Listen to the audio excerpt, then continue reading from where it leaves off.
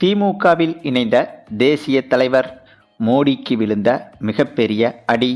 பாஜக கூட்டணிக்கு தமிழகத்தில் மிகப்பெரிய பின்னடைவு. பாஜகவின் தமிழக வாக்குகளை மொத்தமாக காலி செய்து திமுகவுக்கு கொண்டு வரும் பாஜகவின் தேசிய தலைவர். சற்று முன் வெளியான பரபரப்பு தகவல். அதாவது சட்டமன்ற தேர்தலை முன்னிட்டு தமிழக அரசியல் என்பது தற்போது பரபரப்பாக இயங்கிக் கொண்டிருக்கிறது. ஒருபுறம் திமுக கூட்டணி என்பது தங்களுடைய கூட்டணி கட்சிகளை வெளியே விடாமல் பார்த்து கொள்வது மட்டுமில்லாமல் இன்னும் கூடுதலாக வரும் கூட்டணி கட்சிகளையும் தங்களோடு இணைத்து கூட்டணியை வலுப்படுத்தி வருகிறது திமுக கூட்டணி. இதேபோல மறுபுறம் அதிமுக கூட்டணியை எடுத்துக்கொண்டால் இவர்களும் கூட்டணி கட்சிகளை அரவணைத்து செல்வது மட்டுமில்லாமல் கூடுதலாக எந்தெந்த கட்சிகள் கூட்டணிக்கு வருகிறதோ அவைகளையும் கூட்டணிக்குள் இழுத்து போட அனைத்து வேலைகளையும் பார்த்து வருகிறார்கள். இவர்களைத் தொடர்ந்து தமிழகத்தில் தற்போது மூன்றாவது கட்சியாக உருவெடுத்து நிற்கும் விஜயின் கட்சியும் கூட கூட்டணிகளை இணைப்பதற்கு முயற்சி செய்து வருகிறது. ஆனால் விஜயின் கட்சிக்கு கூவி கூவி அழைத்தாலும் ஒருவர் கூட கூட்டணிக்கு வரவில்லை என்பதுதான் நிதர்சனமான உண்மை. அதனால்தான் விஜயின் அரசியல் என்பது தற்போது மிகப்பெரிய பின்னடைவை சந்தித்து வருகிறது. என்னதான் இவர் கட்சி தொடங்கும் போது இவர் கட்சிக்கு இருந்த எழுச்சி என்பது இப்போது வெகுவாக குறைந்துவிட்டது. அதற்கு முக்கிய காரணம் விஜயின் அரசியல் செயல்பாடுகள் என்பது தற்போது இல்லாமலேயே போய்விட்டது. கட்சியை தொடங்கினார், 2 மாநாடுகளை நடத்தினார். அதனைத் தொடர்ந்து கரூர் கூட்ட நெரிசல் விவகாரம் நடந்ததற்கு பிறகு தலைமறைவாக மறைந்தே விட்டார் விஜய். இதனாலேயே இவரது கட்சிக்கு இப்போது நெகட்டிவான விமர்சனங்கள் எழுந்து வருகிறது.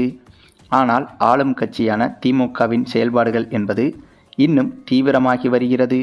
கூட்டணி கட்சிகளை அரவணைத்து செல்லும் திமுகவின் இந்த போக்கு என்பது திமுகவுக்கு மிகப்பெரிய பாசிட்டிவாக அமைந்து வருகிறது. திமுக நினைத்தால் இப்போது இருக்கும் கூட்டணியை வைத்து எளிதாக வெற்றி பெற்றுவிடலாம். ஆனாலும் கூட தங்களது வெற்றி மீது ஒரு சிறிதளவு சந்தேகம் கூட இருக்கக்கூடாது என்பதற்காக அனைத்து சிறு சிறு கட்சிகளையும் கூட கூட்டணிக்கு இழுத்து தங்கள் கூட்டணியை பலப்படுத்த திமுக கடுமையாக முயற்சி செய்து வருகிறது. ஆனால் இதே அளவுக்கான வேகம் என்பது அதிமுகவுக்கு கிடையாது. ஆனாலும் அதிமுகவை வைத்து தமிழகத்தில் உள்ளே நுழைய வேண்டும் என்று பாஜக தான் தற்போது அதிமுக கூட்டணியை தமிழகத்தில் பலப்படுத்தி வருகிறது. அதனால்தான் இப்போது இந்த கூட்டணியில் டிடிவி தினகரன், அன்புமணி ராமதாஸ் உள்ளிட்டவர்களை பாஜக கொண்டு வந்தது.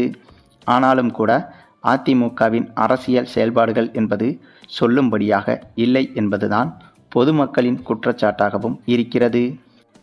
ஏனென்றால் எதிர்க்கட்சியாக இருக்கும்போது சிறப்பாக செயல்படும் ஒரே கட்சி என்றால் அது இந்திய அளவிலேயே திமுகவை சொல்லலாம். திமுக தான் எதிர்க்கட்சியாக இருக்கும்போது சிறப்பாக செயல்படும். ஆனால் அதில் 10% கூட அதிமுக இப்போது எதிர்க்கட்சியாக இருந்து கொண்டு செயல்படவில்லை என்பது நன்றாகவே தெரிகிறது.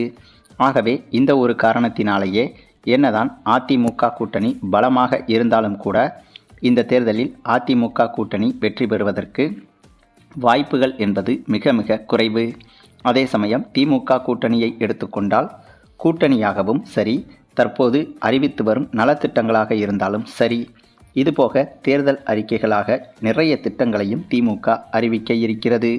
இதனால் வருகிற தேர்தலில் திமுக வெற்றி பெறுவதற்கான வாய்ப்புகள் மிக மிக பிரகாசமாகவே தெரிகிறது. சமீபத்தில் வெளியாகி வரும் ஒவ்வொரு கருத்து கணிப்புகளிலும் ஒரு கருத்து கணிப்பில் அதிமுக முன்னிலை பெற்றால் மற்ற 2 கருத்து கணிப்புகளில் திமுக முன்னிலை பெறுகிறது. ஆனால் மொத்தமாக பார்த்தால் இந்த அதிமுக என்டிஏ கூட்டணி கட்சிகள் முடிவானதற்கு பிறகு இதுவரை வெளியான 17 கருத்து கணிப்புகளில் 12 கருத்து கணிப்புகள் திமுக வெற்றி பெறும் என்றும் 5 கருத்து கணிப்புகள் மட்டும்தான் அதிமுக கூட்டணி வெற்றி பெறும் என்று வெளியாகியிருக்கிறது. ஆகவே இதிலிருந்தே தெரிகிறது கண்டிப்பாக அதிமுக கூட்டணியை விட திமுக கூட்டணிக்கு வெற்றி வாய்ப்பு என்பது அதிகமாகவே இருக்கிறது என்று. இந்த நிலையில்தான் தற்போது திமுகவுக்கு மேலும் ஒரு ஜாக்பாட் அடித்தது போல இப்போது பாஜகவின் தேசிய தலைவராக இருக்கும் ஒருவர் திமுகவில் இணைந்திருக்கிறார். ஆமாங்க, பாஜகவின் மிக முக்கிய தேசிய பதவியில் இருக்கும் ஜேபி நட்டா என்பவர் திமுகவில் இணைந்து இருப்பதாக தகவல்கள் வெளியாகி வருகிறது. பாஜகவில் முக்கிய பொறுப்புகளில் இருந்து வரும் இவருக்கு பாஜக அரசு எதிர்பார்த்த அளவுக்கு கூடுதல் பொறுப்புகளை கொடுக்கவில்லை என்ற குற்றச்சாட்டுகள் நீண்ட நாட்களாகவே இருந்து வருகிறது. அதன் எதிரொலியாக இப்போது ஜே.பி. நட்டா அவர்கள் பாஜகவிலிருந்து விலகி வேறு ஒரு கட்சியில் இணைவது குறித்து யோசித்து வந்ததாக சொல்லப்படுகிறது. இந்த நிலையில்தான் இந்திய அளவில் பாஜகவுக்கு எதிராக இருக்கும் ஒரே கட்சி என்றால் அது திமுக தான். அதாவது இந்திய அளவில் பாஜகவுக்கு எதிராக பல கட்சிகள் இருந்தாலும் பலம் பொருந்திய கட்சி என்றால் அது திமுக மட்டும்தாங்க. ஆகவே திமுகவில் தன்னை இணைத்து கொண்டு காங்கிரஸின் ஆதரவோடு தேசிய அளவில் தன்னுடைய அரசியலை கொண்டு செல்ல வேண்டும் என்ற முடிவோடு தான் இந்த முடிவை எடுத்திருக்கிறாராம் ஜே.பி. நட்டா. அது மட்டுமில்லாமல் இவர் மட்டும் திமுகவில் இணைந்தார் என்றால் கண்டிப்பாக பாஜகவிலிருந்து பல மாநிலங்களில் பல எம்எல்ஏக்களும் பாஜகவிலிருந்து விலகி திமுகவில் இணைவதற்கு அதிக வாய்ப்புகள் இருக்கிறது. குறைந்தபட்சம் திமுக கூட்டணியில் இருக்கும் காங்கிரஸில் இணைவதற்காக அதிக வாய்ப்புகள் இருக்கிறது.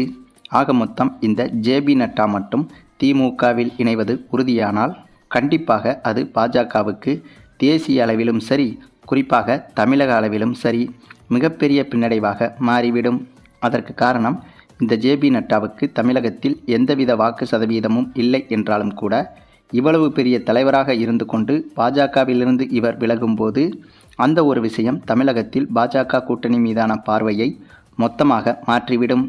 இதனால் பாஜக மீது இந்தியா முழுக்க மட்டுமில்லாமல் தமிழகத்திலும் மக்களின் பார்வை பாஜகவுக்கு எதிராக திரும்புவதற்கும் அதிக வாய்ப்புகள் இருக்கிறது. அப்படி திரும்பினால் இங்கே பாஜக கூட்டணியில் இருக்கும் இந்த அதிமுக கூட்டணிக்கும் பெருவாரியான வாக்குகள் சரிவதற்கும் வாய்ப்புகள் இருக்கிறது. அப்படி பார்த்தால் இந்த ஜே.பி. நட்டா திமுகவில் இணைவது என்பது நேரடியாக அதிமுக பாஜக கூட்டணிக்கு இந்த சட்டமன்ற தேர்தலில் மிகப்பெரிய பின்னடைவாக மாறிவிடும். அதே சமயம் இதுபோன்ற தேசிய தலைவர்களில் முக்கிய நபராக இருக்கும் இவர் மட்டும் திமுகவில் இணைந்துவிட்டால் அது பாஜக கூட்டணிக்கு மற்றொரு விதத்திலும் பாதிப்பை ஏற்படுத்தும். அது என்னன்னா, இதுவரையிலும் பாஜகவின் முக்கிய அங்கமாக இருந்தவர்தான் இந்த ஜே.பி. நட்டா. இவர் வெளியேறும்போது கண்டிப்பாக பாஜகவின் பல அரசியல் திட்டங்கள் இவருக்கு நன்றாகவே தெரியும். குறிப்பாக தமிழகத்தில் அதிமுக கூட்டணியை வைத்து எப்படியெல்லாம் காய் நகர்த்த வேண்டும் என்ற பாஜகவின் அனைத்து திட்டங்களும் ஜே.பி. நட்டாவுக்கும் கண்டிப்பாக தெரிந்திருக்கும். அதை வைத்து தமிழகத்தில் பாஜக கூட்டணி உள்ளே வருவதை திமுகவை வைத்து ஜே.பி. நட்டாவால் இன்னும் எளிதாகவே தடுத்துவிட முடியும்.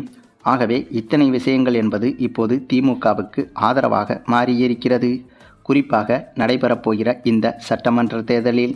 சரி, நீங்கள் சொல்லுங்கள், ஒருவேளை பாஜகவின் தேசிய தலைவர்களில் ஒருவராக மிக முக்கிய நபராக இருக்கும் இந்த ஜே.பி. நட்டா திமுகவில் இணைந்தார் என்றால் அது திமுகவுக்கு மிகப்பெரிய பலமாக அமையுமா என்பதை பற்றி உங்களுடைய கருத்துக்களையும் கமெண்டில் தெரிவிங்க.